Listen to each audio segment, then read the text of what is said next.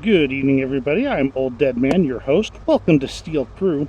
We are in the gunner's position of a Sherman Firefly tank today, and we've got some pretty straightforward controls here. A couple of little things I'm kind of surprised about. But let's take a look what we got. We have the standard Unity Vision slot here. You can lean forward and take a look at what's going on outside the tank. Your view is pretty limited, so it's not like you're going to be, targeting long range with this one, but you can kind of keep an eye on generally what's going on. There are no other vision slots or hatches for this position. If you're leaning back this far, you're into the commander's section right there. Down front over there is where the driver would sit. And of course, we have our basic controls beyond that. We got the Unity Vision, we have the scope, periscope, which you have to lean forward and take a look through to see what's going on. Oh, what do you know? That guy is a live tank there. And so we can just go in, we've got a couple of adjustments here. And up a little. Oh, too high, too high. Try about, ow, jerk. Long. Yeah. And he's dead. Okay. So we have our scope here that we can aim with. Then we have our basic controls. Now the fun one is the electric turret control right here. This allows you to rotate the turret at high speed. It's not a precision rotate, but it is a high speed one. You grab onto it and then you rotate your hand left or right, which can mostly be done just straight over. You don't have to rotate your hand itself. But this is your high-speed traverse, and you can lay it fairly accurately with this, with the electric turret traverse. It gets pretty precise if you can get used to it. So spend some time playing with this, and make sure you practice with it before you get too terribly, before you get too worried about the fine controls. Now they've done a bunch of updates on the fine controls. This is your turret rotation, and you can crank the turret left, right, etc. Of course, the button on top is the fire button, but yours is going to be about right here. The trigger switch on your right hand.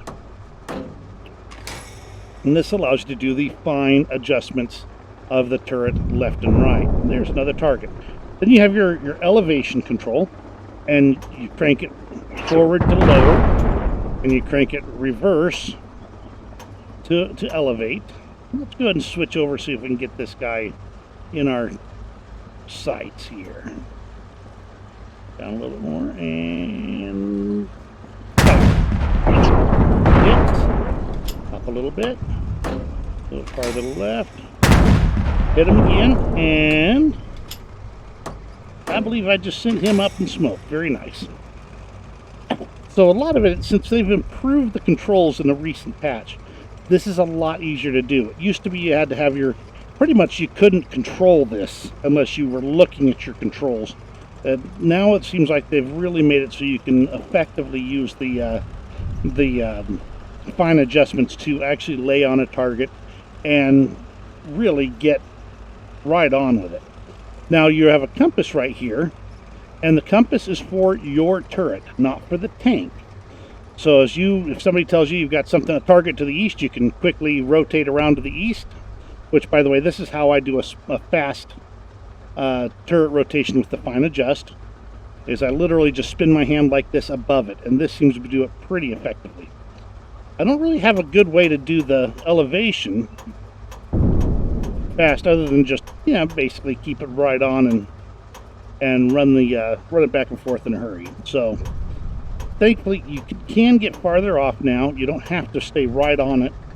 So this makes it a lot easier to actually deal with the turret changes because you've got it already selected. Now a lot of people get lost when they're looking at where their turret is because they can never figure out forward. If you look down straight through here, you'll see the transmission. If you're looking forward, you can lean to the right, you can see just the controls, the pedals and things like that right there. So this view, you see that ammo rack right there, and that transmission there, you're looking forward. So let's traverse. You have a wall to the right.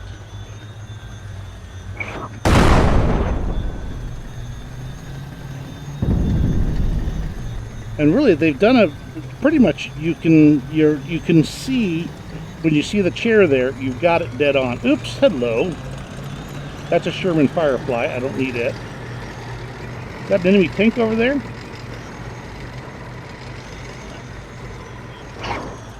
Oh, somebody just took a pot shot at me. Oh, it is an enemy tank over there. What do you know? Is that an enemy tank? That looks more like a Sherman Firefly.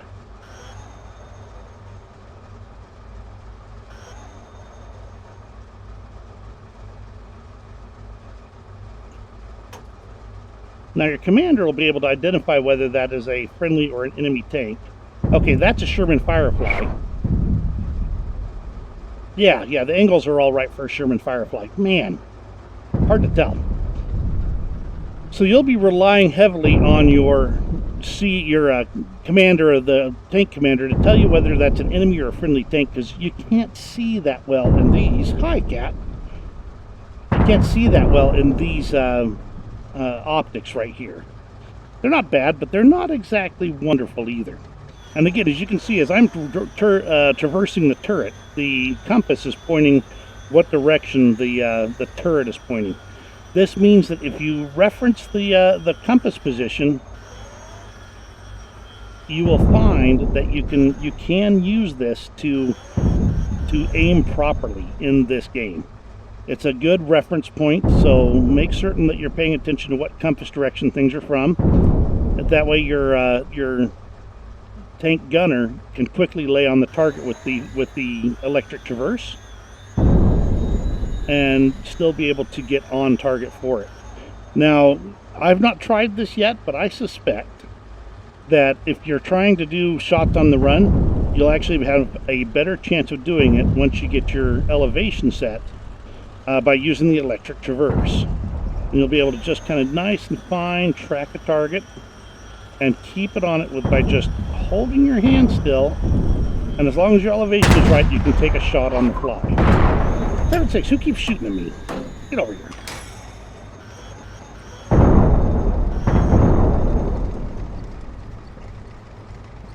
I think that's...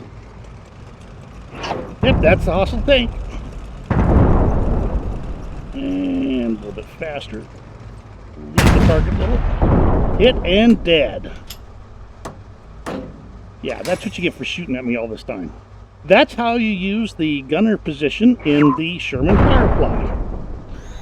Pretty straightforward. You don't have a whole lot of controls, but you have the most important job in the tank. It's a lot easier to use with keyboard and mouse, but you don't get the immersion. And let me tell you, if I'm going to be playing a VR tank game, I'd rather have the immersion in the tank. It's a lot of fun. It really is. And I'm looking forward to playing with some more friends and playing some Steel Crew. You have a great rest of your day, and we'll see you in Steel Crew.